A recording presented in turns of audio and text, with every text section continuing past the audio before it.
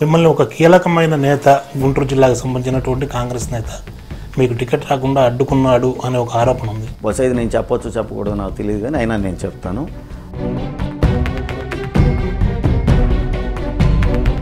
అది వాస్తవమని? ఖచ్చితంగా వాస్తవేనండి, ఇంట్లో దాచిపెట్టాల్సింది ఏమీ లేదు. ఏమన్నా మాట్లాడారా కన్నా లక్ష్మారాయణ గారితో, ఇంట్లో నేను వెళ్ళిపోతున్నాను? ఆ రోజున కన్నా గారు అన్న మాట ఒకటే, రామకృష్ణ నీకు కాంగ్రెస్ పార్టీలో 2004, 2009లో 2 సార్లు కూడా సీటు రాలేదు. కాంగ్రెస్ పార్టీ రాజశేఖర రెడ్డి గారి కుటుంబానికి ఇంతగా చేస్తుందా ద్రోహం అనేది నేను కూడా ఊహించుకోలేకపోయాను. అయితే మీరు కాంగ్రెస్ పార్టీలో 2 చోట్ల నుంచి టికెట్ అడిగారు, అక్కడ సాధించలేకపోయారు. వైఎస్ఆర్ కాంగ్రెస్ పార్టీలో కూడా సాధించలేకపోయారు కదా. ప్రజాస్వామ్యంలో అసలు ఎవరూ చేయకూడనటువంటి పని, నీతి బాహ్యమైనటువంటి పని తెలుగుదేశంతో కూడా కుమ్మక్కయ్యి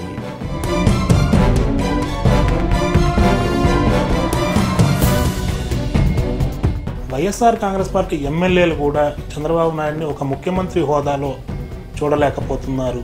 అసలు ఎమ్మెల్యేలు చూడలేకపోవడం కాదు, ప్రజలే చూడలేకపోతా ఉన్నారు. ఎందుకంటే దానికి సమాధానం లేదు తెలుగుదేశం దగ్గర, చంద్రబాబు నాయుడు గారి దగ్గర. రాజధాని భూములకు సంబంధించినటువంటి విషయంలో చంద్రబాబు నాయుడు కానీ ప్రభుత్వం కానీ చెప్తోంది, రైతులు స్వచ్ఛందంగా 32,000 ఎకరాలు ఇచ్చారు, మిగిలిన కొన్ని ఎకరాలు ఒక 2-3 వేలు లేదంటే ఒక 10,000 ఎకరాల వరకు వైసీపీకి పట్టున్నటువంటి గ్రామాల్లో ఆ పార్టీ నేతలు అడ్డుకుంటున్నారని, దీని మీద మీరు కోర్టుకు కూడా వెళ్ళినట్లున్నారు.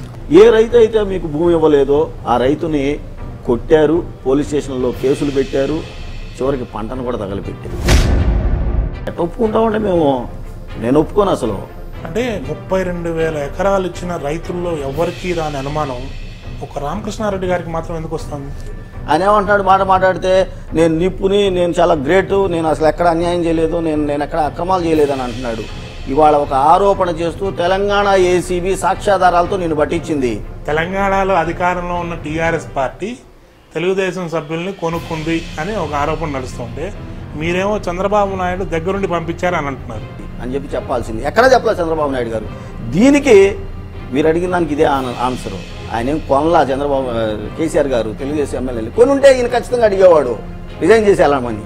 అడగలేదంటే ఖచ్చితంగా అది చంద్రబాబు నాయుడు గారు పంపించింది. ఆంధ్రప్రదేశ్ ప్రభుత్వం ఇక్కడ ఉన్నటువంటి ప్రాథమిక మాధ్యమిక పాఠశాలల్లో పిల్లలకి ఆంగ్ల బోధన చేయాలని ఒక నిర్ణయం తీసుకుంది. ప్రైవేట్ స్కూళ్ళ దోపిడీని కూడా మనం చూస్తున్నాం. అలాంటిది ప్రభుత్వం ఒక నిర్ణయం తీసుకొని ఇంగ్లీష్ మీడియం ప్రవేశపెట్టాలి అన్నప్పుడు మళ్ళీ అదే రామకృష్ణారెడ్డి గారి కోపం వచ్చింది, మళ్ళీ అదే కోర్టును ఆశ్రయించారు. ఏమండే, నీ పార్టీ తెలుగుదేశం పార్టీ, ఆయన ఇంగ్లీష్ పార్టీ అని పేరు పెట్టుకోమనండి చూద్దాం. నువ్వు పుడతా నేను పుడతా అమ్మ అంటున్నాం తప్ప మమ్మీ అని అంటల్లా. తెలుగు భాషలో విద్యాబోధన జరగాల్సిందే. ఇంగ్లీష్ మీడియం పెట్టుకుంటే పెట్టుకోండి, ఎవరు వద్దనరు, అసలు ఇంగ్లీష్ మీడియం ఉండాల్సిందే. అయితే ఇవన్నీ ఎందుకు చేస్తున్నాడయ్యా అంటే,